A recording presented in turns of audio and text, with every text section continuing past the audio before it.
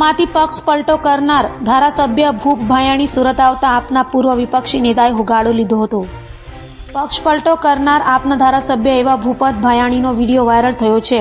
હાલ સુરત આપના કાર્યકરો ટ્રાફિક જાગૃતિ અભિયાન ચલાવી રહ્યા છે। તે દરમિયાન પક્ષ પલટો કરનાર ધારાસભ્ય ભૂપત ભાયાણી મળી જતા પૂર્વ વિપક્ષી નેતા ધર્મેશ ભંડેરી દ્વારા તેમને સવાલો પૂછાતા માજી ધારાસભ્ય ઊભી પૂંછડીએ ભાગી ગયા હતા।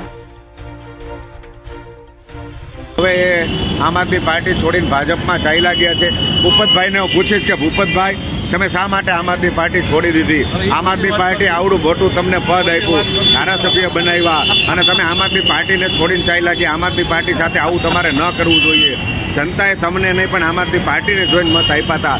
એક વાત તો કયો, લોકો જોઈ રહ્યા છે, લાઈવ જોઈ રહ્યા છે, શા માટે આમ આદમી પાર્ટી છોડી? ભૂપતભાઈ પ્લીઝ, ઘણા કારણોમાં એકાદું કારણ પ્લીઝ, એકાદું કારણ આપો, એકાદું કારણ ભૂપતભાઈ આપશે આપણને, એકાદું કારણ પ્લીઝ।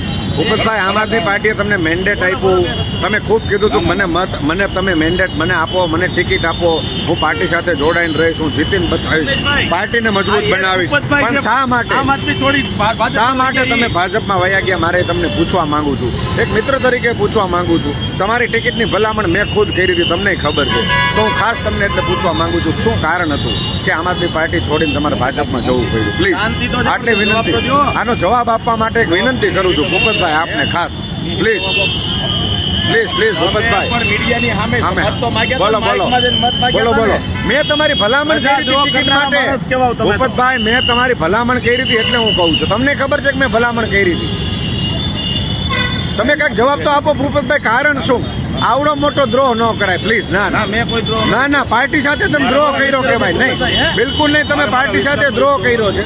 જોકે આજનો અમારો વિષય નથી, આ તો તમે અહીંયા જોવાઈ ગયા, દેખાઈ ગયા, એટલે હું તમને પૂછું છું, આવડી મોટી ગદ્દારી કરવાનું કારણ એટલે પડે? ઉભા રહ્યો ભૂપતભાઈ, જો આ ગદ્દારી કરે ને એટલે એમને ભાગવું પડે છે મિત્રો। આમ આદમી પાર્ટી સાથે ગદ્દારી કરી એટલું નહીં, વિસાવદરની જનતા સાથે ગદ્દારી કરી છે। આવા ગદ્દાર લોકોને આવનારા સમયમાં જનતા પાઠ ભણાવશે।